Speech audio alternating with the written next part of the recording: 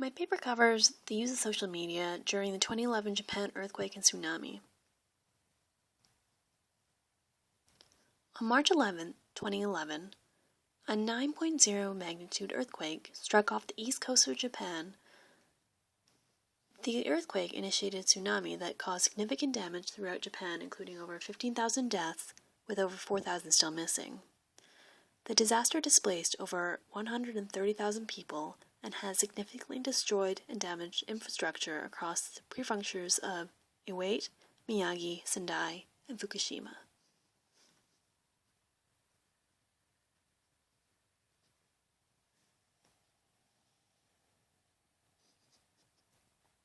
Immediately after the earthquake,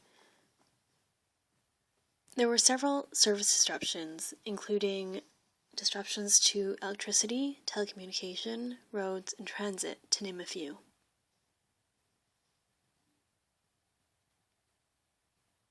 Social media sites such as Twitter, Facebook, Google Crisis Response, and Japanese social media site Mixi helped shape the disaster recovery efforts.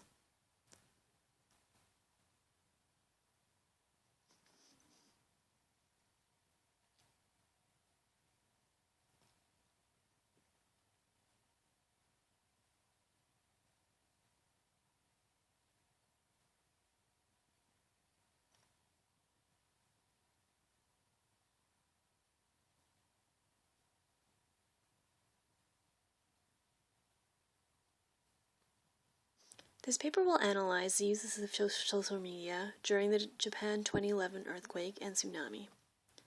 By examining social media tools used during the event to disseminate information, this paper recommends the implementation of strategies that will aid timely distribution and collection of information in future crises.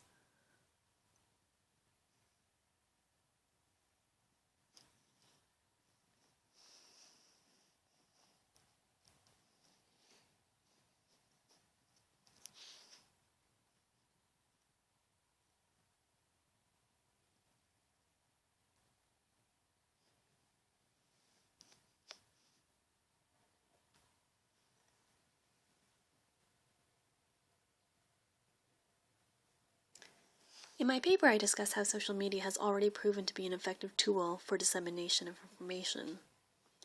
For example, after the Haiti earthquake, people uploaded photos and videos of their experience. An initiative called Tweak the Tweet was also started as a result of the Haiti earthquake. It experimented with different language structures and syntax in order to connect people during emergency situations.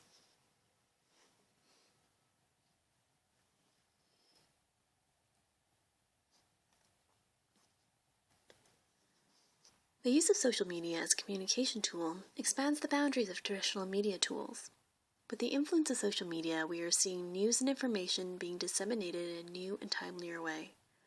Whereas reporting, editing, and publishing through traditional news outlets often involved a time delay in transmission, social media sites have the ability to push information through to subscribers instantaneously. Not only does social media enable timely dissemination of information, statistics show that over 50% of Americans are now informed of breaking news through social media rather than traditional news outlets, showing that it's also a more popular tool.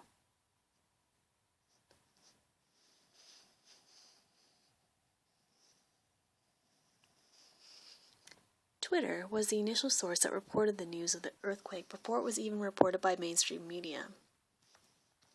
The use of Twitter allowed not only Twitter account holders to access and produce information in a microblogging method, but also anyone with mobile phone capabilities to access the content.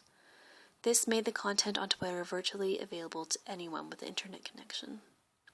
Twitter also came out with a blog post that was informational and showing how to use hashtags during the crises. One notable example of citizen journalism during the Japan disaster came through the social media platform YouTube.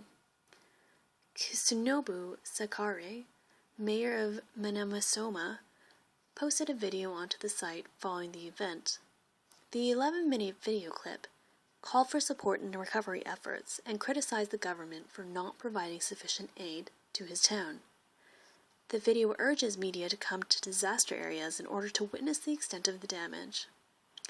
The mayor discusses the government protection measures they endure, which subsequently dried up resources for those affected by the disaster. In his video, he lists the resources that have run out, including petrol needed to evacuate and food due to government-regulated closures. The mayor further points out that existing evacuated citizens still need to be tracked and supported continuously, which was not happening. The mayor's concern as to the organization of relief efforts by the government, in addition to stating the needs of his community, is effectively voiced through the use of YouTube as a platform. His message was viewed over 400,000 times within the month of posting. So there are a few great things about social media, and one of them is that it is able to infiltrate many different levels of networks. So it works from a micro-personal level to an international media world level. It also allows citizens to generate content, but also to receive content. Information mining can also be a huge benefit. During the Japan tsunami, there was a call put out for batteries in the media after the power went down, but no one could figure out what kind of batteries people needed, so a simple aggregation of social media data, including the word battery, found out what types of battery people needed. So there are some great opportunities for social media and its role in crisis communication, but there are still obstacles that need to be overcome. One main obstacle is the potential to spread misinformation at rapid speed. For example, in using Twitter and retweeting incorrect information, false information can be spread among many connected networks like a virus. In battling this obstacle, they recommend structures for official hashtags as well as limits to retweets. And though it's agreeable that official hashtags might be useful, placing limits on retweeted materials would somewhat stunt the concept and use of Twitter. Another point is that we need to address specific demographics. Although younger users would be likely on social media, older generations might not be as proficient in its uses. So we should develop a plan, and developing a plan definitely would have lessened some of the criticisms in the Japan 3/11 earthquake, where government support was seen as not readily available. In developing disaster plans, government or aid organizations can recommend trusted resources. They can advocate for literacy and prepare software aggregating information. It would also be useful to develop a hashtag system that would be widely known and used beforehand. One such best practices suggested is one by Lindsay, which includes 1. Knowing your audience, 2. Determining what types of information are important and what types of information need to be disseminated, and 3. Providing updates to the public of the current status of the event. And finally, there should be an elimination of any faulty information that might be circulating around. So to conclude, through social media, we see several important key factors in its successful use. We should be aware of the obstacles that stand in its path, such as overinformation, misinformation, and literacy.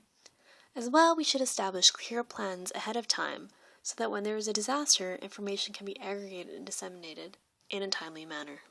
Thanks for listening.